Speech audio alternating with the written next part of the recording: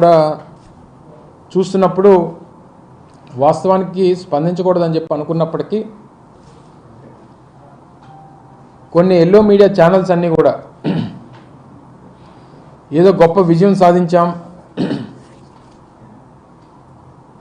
చంద్రబాబు నాయుడు గారికి ఏదో ఊరట కలిగింది, ఆయన సుప్రీంకోర్టులో వేసినటువంటి ఎస్ఎల్పికి సంబంధించి ఏదో ఆయనకు అనుకూలంగా తీర్పు వచ్చినట్టుగా కొన్ని టీవీ ఛానల్స్ చిత్రీకరించేటువంటి ప్రయత్నం చేస్తూ ఉన్నాయి. ఇది నాకు ఏ రకంగా అనిపించిందంటే 2019లో చంద్రబాబు నాయుడు గారు గెలిచినటువంటి 23 సీట్లని గొప్ప విజయంగా భావించి చూపిస్తే ఏ రకంగా ఉంటుందో ఈరోజు సుప్రీంకోర్టులో వచ్చినటువంటి తీర్పు చూసిన తర్వాత వీరు చూపిస్తున్నటువంటి, వీరు చిత్రీకరిస్తున్నటువంటి, వీరు షోకేస్ చేస్తున్నటువంటి వారి అభిప్రాయాన్ని ఆ రకంగానే చూడొచ్చు అనేటువంటిది నా అభిప్రాయం. అసలు జరిగినటువంటి కేసు కానీ, జరిగినటువంటి వాదనలు కానీ, ఇచ్చినటువంటి తీర్పు కానీ ఇవన్నీ చూసిన తర్వాత నాకు తెలిసి ఏ రకమైనటువంటి రిలీఫ్ అనేటువంటిది చంద్రబాబు నాయుడు గారికి కలగలేదు అనేటువంటిది నా అభిప్రాయం, ప్రజల అభిప్రాయం, కోర్టు అభిప్రాయం. వాస్తవానికి అసలు ముందుగా గమనించాల్సింది ఏంటంటే అసలు ఈ కేసుకు సంబంధించి 17A అనేటువంటిది ఏదైతే వర్తిస్తుందా వర్తించదా అనేటువంటి దాని మీద జరిగినటువంటి ఈ కేసు 17A అనేటువంటిది ఒక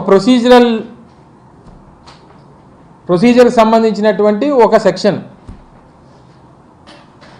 అందులో భాగంగా 2018 చివరిలో ఇచ్చినటువంటి సెక్షన్ ఏదైతే అమల్లోకి వచ్చిందో, స్కిల్ స్కామ్ అనేటువంటిది 2015 నుంచి 2018 మొదటి అంకంలోనే అప్పుడు ఉన్నటువంటి కేసు రిజిస్టర్ చేయాలని చెప్పి రావడం, ఇవన్నీ సెక్షన్ అమలుకి రాకముందు వచ్చినటువంటిది కాబట్టి ఇది వర్తించదు అనేటువంటిది సిఐడికి సంబంధించి కానీ లేదా ఇన్వెస్టిగేషన్ ఏజెన్సీకి సంబంధించినటువంటి వాదన. సో ఈ క్రమంలో చంద్రబాబు నాయుడు గారు కానీ, వారి పార్టీ కానీ, వారికి సంబంధించినటువంటి మనుషులు కానీ, లేదా వారి తరఫున లాయర్లు కానీ ఈ రోజు వరకు ఎక్కడా అసలు మేము తప్పు చేయలేదనేటువంటి మాట ఎక్కడా మాట్లాడట్లేదు. పోనీ వేసినటువంటి కేసు కూడా అసలు ఈ కేసుకి మాకు సంబంధం లేదని కానీ, లేదా నేను అవినీతికి పాల్పడలేదని కానీ,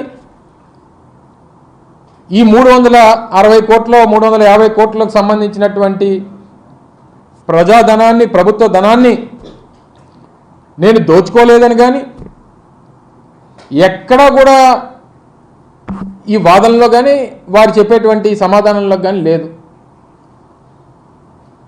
మీరు గవర్నర్కి చెప్పలేదనో, స్పీకర్కి చెప్పలేదనో, ఏదైతే చట్టం 17A చెప్తుందో దాన్ని ప్రొసీజర్గా ఫాలో కాలేదు కాబట్టి దీన్ని స్క్వాష్ చేయండి అనేటువంటిది వారు కోరుతూ ఉన్నారు. సరే, ఈ డివిజన్ బెంచ్ ఇద్దరు జడ్జిలు కలిగినటువంటి బెంచ్ ఏదైతే ఈరోజు తీర్పునిచ్చిందో, ఒకరు అన్నారు 17A వర్తించదన్నారు, మరొకరు వర్తిస్తుంది అనేటువంటి మాట చెప్పేటువంటి అభిప్రాయాన్ని మనం చూసాం.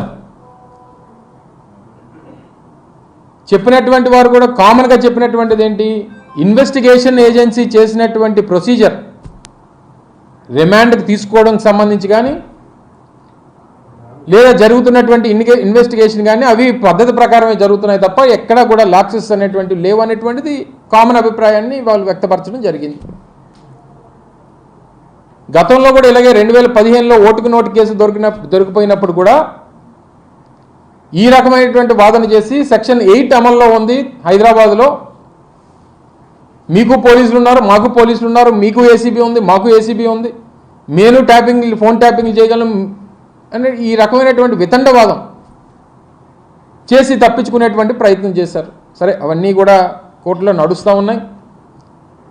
ఇప్పుడు జరగాల్సింది జరుగుతూ ఉంది. గతంలో మేము అనేక సందర్భాల్లో గవర్నమెంట్ ఆఫ్ ఆంధ్రప్రదేశ్ ఏం చెప్పింది, గతంలో అనేక కోట్లు, దాదాపు 6 కోట్లు సెక్షన్ 17A అనేటువంటిది వర్తించదు. అది ఏ రోజైతే అమల్లోకి వచ్చిందో, అమల్లోకి వచ్చిన తర్వాత జరిగినటువంటి ఇటువంటి క్రిమినల్ అఫెన్సెస్ లేకపోతే ఇటువంటి కరప్షన్ అలిగేషన్స్ ఇవన్నీ కూడా ఆ చట్టం అమల్లోకి వచ్చిన తర్వాత చేస్తే అవి వర్తిస్తుంది తప్ప లేకపోతే లేదు అనేటువంటిది 6 కోట్లు చెప్పినాయి, దాదాపు 6 హైకోర్టులు చెప్పినాయి. మరి అంత క్లియర్ కట్గా ఉన్నదాని మీద అది బేస్ చేసుకొని గవర్నమెంట్ ఏజెన్సీస్ కానీ, ఇన్వెస్టిగేషన్ ఏజెన్సీస్ కానీ, గవర్నమెంట్ ఆఫ్ ఆంధ్రప్రదేశ్ కానీ ఫైట్ చేస్తూ ఉంది, క్లియర్ కట్గా కనబడతా ఉంది. ఈరోజు వచ్చినటువంటి ఈ తీర్పు చూసిన తర్వాత చంద్రబాబు నాయుడు గారు బోన్లో నిలబడి ఇన్వెస్టిగేషన్ ఏజెన్సీస్ సంబంధించి కానీ, న్యాయస్థానం ముందు కానీ దొంగలా నిలబడి సమాధానం చెప్పాల్సినటువంటి అవసరం ఉంది. చంద్రబాబు నాయుడు అనేటువంటి వ్యక్తి 52 రోజులు జైలు శిక్ష అనుభవించి వ్యక్తిగతమైనటువంటి ఆరోగ్య కారణాలు, ఇతరితర కారణాలు చెప్పి బెయిల్ మీద ఉన్నటువంటి ఒక దొంగే తప్ప ఈరోజు వచ్చినటువంటి తీర్పు వల్ల లేకపోతే ఇంకో దాని వల్ల ఏదో నిజాయితీ పరుడనో లేకపోతే ఏ అమాయకి చక్రవర్తనో లేకపోతే ఈ కేసుకి ఆయనకి సంబంధం లేదనో ఎక్కడా కూడా న్యాయస్థానం చెప్పలేదనేటువంటిది గమనించమని చెప్పుకోరుతా ఉన్నా ప్రజలందరినీ కూడా. ఈ వచ్చినటువంటి తీర్పుని వారికి నచ్చినట్టు ఈరోజు సుప్రీంకోర్టు చీఫ్ జస్టిస్ నేతృత్వంలో ఉన్నటువంటి దానికి వారు బదలాయించారు. సరే, ఒకరి వాదన ఒకలా ఉంది, ఒకరి వాదన ఒకలా ఉంది. కామన్ ఇష్యూస్ అన్నీ కూడా వాళ్ళు సమర్థించుకునేటువంటి ప్రయత్నం, ప్రభుత్వం మనం సమర్థించాం, వారు చెప్పుకునేటువంటి ప్రయత్నం చేశారు, వారు దాన్ని అంగీకరించారు. ప్రొసీజర్స్ని ఎక్కడా కూడా డివియేట్ చేయలేదనేటువంటి మాట చెప్పారు. ఈ సెక్షన్ 17A అనేటువంటిది ఇట్స్ ప్రొసీజరల్ యాక్ట్, ఒకటి ప్రొసీజరల్ యాక్ట్. అది దాన్ని చేయాలా లేదనేటువంటిది ఉన్ని దాన్ని రూల్ పొజిషన్ ప్రకారం నిర్ణయం తీసుకుంటారు. దానికి సమాధానం చెప్పడం మానేసి ఈరోజు తప్పు చేయలేదనేటువంటి మాట ఎక్కడ చెప్పు, డబ్బులు కొట్టేయలేదనేటువంటి మాట ఎక్కడ చెప్పవు, నేను నిజాయితీ పరుడు అనేటువంటి మాట ఎక్కడ చెప్పరు, అసలు ఈ కేసుకి మాకు సంబంధం లేదనేటువంటి మాట ఎక్కడ చెప్పరు. చివరికి వచ్చి చెప్పేది ఏంటంటే మీరు చేసినటువంటి ప్రక్రియ కరెక్ట్ కాదనేటువంటి చెప్తారు.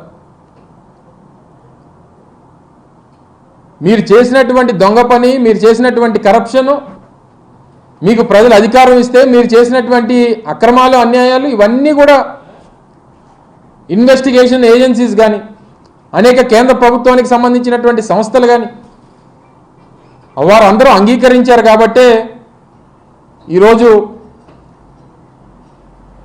ఆయన శిక్ష రిమాండ్కు వెళ్ళి ఈరోజు బెయిల్ మీద తిరుగుతూ ఉన్నారు.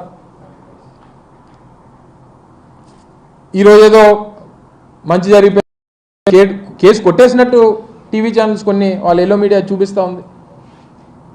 అసలు ఏమీ లేనట్టు చంద్రబాబు నాయుడు గారు కడిగిన ముత్యంలా బయటకు వచ్చేసినట్టు, అసలు ఆ ఇచ్చినటువంటి అసలు వేసినటువంటి కేసేంటి, వారు చెప్పినటువంటి న్యాయస్థానం చెప్పినటువంటి మాట ఏంటి, ఎక్కడా కూడా సంబంధం లేకుండా వారు వాళ్ళ తాలూకా వాదన చూస్తూ ఉంటే చాలా అన్యాయంగా, అక్రమంగా ప్రజల్ని తప్పుదోవ పట్టించేటువంటి ప్రయత్నం చేస్తూ ఉన్నారు. చంద్రబాబు నాయుడు చేతికి పడినటువంటి సంఖ్యలు కానీ, ఆయన మీద పడినటువంటి ఈ అవినీతి మచ్చ కానీ ఆయన నిరూపించుకోవాల్సి ముందుకొచ్చి చెప్పానండి.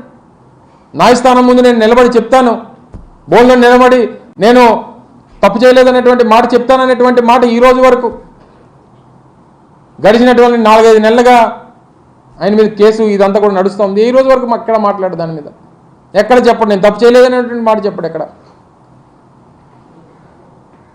వీటన్నిటికన్నా మించి రేపు ప్రజల ముందు ప్రజాక్షేత్రంలో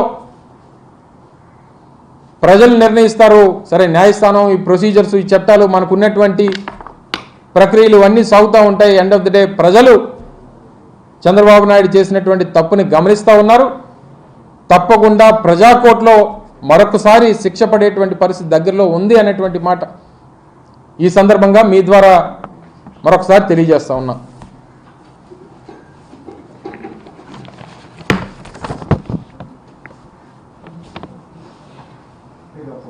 కరెక్టే అంటే రేపు ఏ ప్రభుత్వం వచ్చినా అందరి మీద క్యాబినెట్ డెసిషన్స్ అన్నింటి మీద కేసులు పెట్టే అవకాశం ఉంటుంది.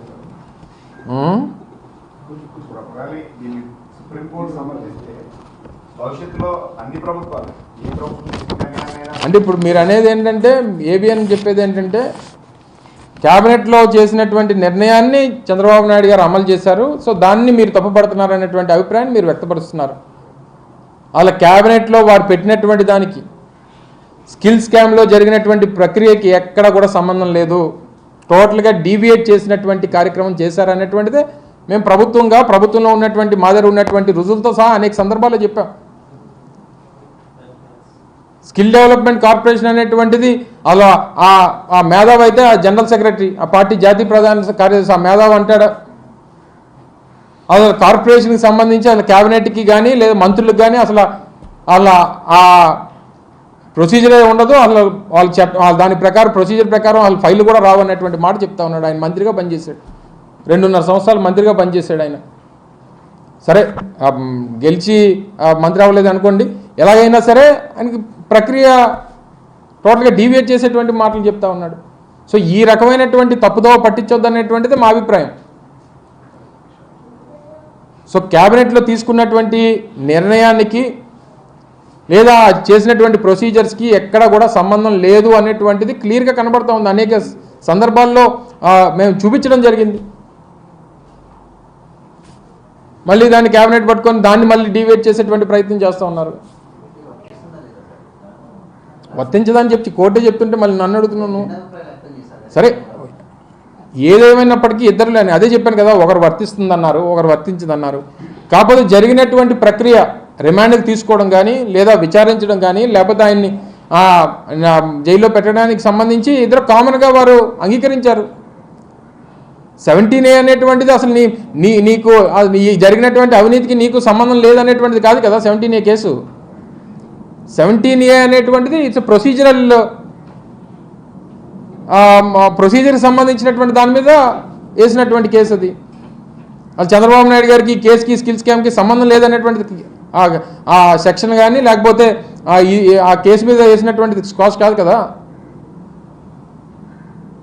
సో దాన్ని ఎందుకు వాళ్ళు పూర్తిగా కేసుకి దీనికి ఎందుకు ముడి పెడుతున్నారు అనేటువంటిది మా అభిప్రాయం. ఎందుకు మీకెందుకు గౌరవపడుతుంది, మీరెందుకు గౌరవపడుతున్నారు? నాకు లేని గౌరవం మీకెందుకు?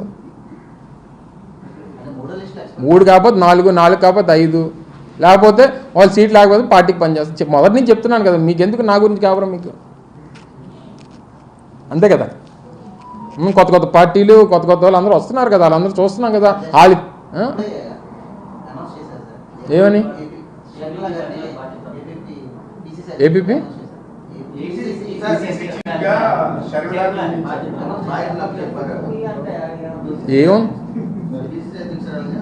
ఏముందిలే, కాంగ్రెస్ పార్టీ పాత పార్టీకి కొత్త ప్రెసిడెంట్ అంతే కదా.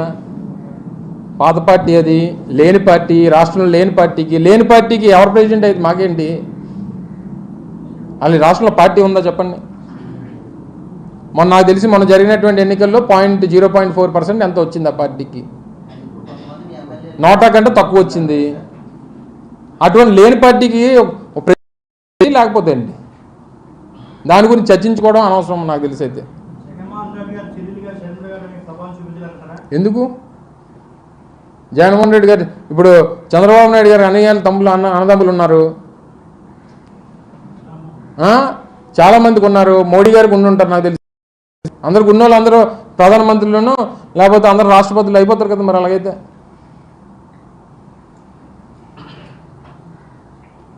వాళ్ళ పార్టీ లేదు కదా. కాంగ్రెస్ పార్టీ అనేటువంటిది ఈ రాష్ట్రంలో ఆంధ్రప్రదేశ్లో కాంగ్రెస్ పార్టీకి ఓటు కానీ సీటు సంగతి పక్కన పెట్టండి, ఓటు వేసిన లేడు. ఎందుకు వేయట్లేదు కాంగ్రెస్? ఈ రాష్ట్రానికి చేసినటువంటి ముఖ్యంగా ఈ రాష్ట్ర ప్రజలకు చేసినటువంటి అన్యాయం, ఒక కులానికో మతానికో ప్రాంతానికో లేదా ఒక వ్యక్తికో వర్గానికో చేసినటువంటి అన్యాయం కాదు. ఈ రాష్ట్రంలో ఉన్నటువంటి 5,30,00,000 మంది ప్రజలకి మనం కలిసి నిర్మించుకున్నటువంటి హైదరాబాద్ కానీ, కలిసి నిర్మించుకున్నటువంటి ఉమ్మడి రాష్ట్రం కానీ, అందరం కలిసి ఉండాలని చెప్పి కోరుకున్నటువంటి ప్రజలు కానీ, వీరి తాలూకు ఆలోచనల్ని నమ్మకాలని భవిష్యత్తుని అడ్డంగా గొడ్డలతో నరిగినటువంటి పార్టీ కాంగ్రెస్ పార్టీ. మరి అటువంటి పార్టీ అసలు ఈ రాష్ట్రంలో ఉండకూడదని కానీ ఆ జెండా కనబడకూడదు అనేటువంటిది ఈ రాష్ట్ర ప్రజల ఆలోచన. అలాగే కనబడట్లేదు. అటువంటి లేని పార్టీకి ఎవరు ప్రెసిడెంట్ అయితే మేమేం పట్టించుకుంటాం, మాకేం సంబంధం అంటున్నాను.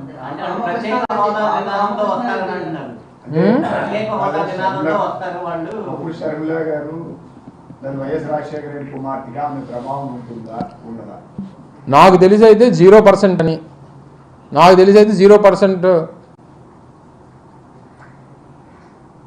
ఇన్ఫ్లుయెన్స్ ఉంటుంది అనేటువంటిది నా అభిప్రాయం. ఎవరు ఆల్ రామకృష్ణారెడ్డి కాకపోతే వాళ్ళ నాన్నగారిని జాయిన్ అవ్వమని నాకేం తప్పే ఉంది. ఆ పార్టీలు నేనే కాదన్నా. ప్రజాస్వామ్యం ఈ దేశం ప్రపంచంలోనే అతిపెద్ద ప్రజాస్వామ్యం కలిగినటువంటి దేశం. కొన్ని వందల వేల జాతీయ పార్టీలు, కొన్ని వందల వేల ప్రాంతీయ పార్టీలు, ఏ పార్టీలోకి ఎవరు కావాలంటే వెళ్ళొచ్చు. నీకు నువ్వు వెళ్ళి అడుగు, నీకు ఇచ్చేస్తారు సీటు. కాంగ్రెస్ పార్టీ ఇక్కడ అంత ఖాళీగా ఉంది. అది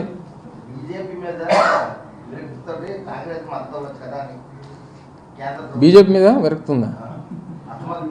సర్లే, ఎవరి మీద అలా కదమ్మా. రేపు 10 మంది పోటీ చేస్తారు, 10 మందికి వేయలేవు కదా నువ్వు ఓటు. ఎవరికో ఒకరికే కదా వేయగలవు ఓటు అనేది. నువ్వు ఒకసారి నొక్కగలవు కదా బటను. ఏదన్నా ఎవరి అభిప్రాయాలకు ఉండొచ్చు, నేను కాదనట్లా. ప్రతి రాజకీయ పార్టీకి నేనేదో ఈ రాష్ట్రంలో నేనే ముఖ్యమంత్రిని అవుతానని కానీ ఈ రాష్ట్ర భవిష్యత్తు నా రాజకీయ పార్టీ ద్వారా అవుతుందనేటువంటి నమ్మకం ప్రతి ఒక్కరికి ఉండొచ్చు.